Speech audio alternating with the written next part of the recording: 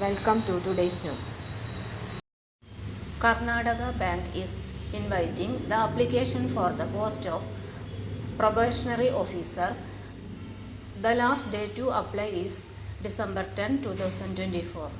Eligible candidates can apply online through the official website of Karnataka Bank at https://karnatakabank.com.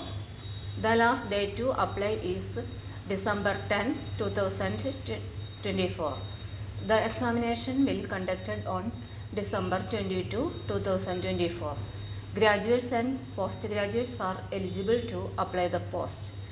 The age limit to apply should be maximum 28 years as on 1/11/2024.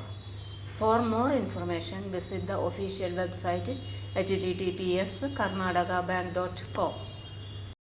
For more latest news, career, job, exam, question papers, notes and study materials, visit the website https://studyforsure.com. Thank you.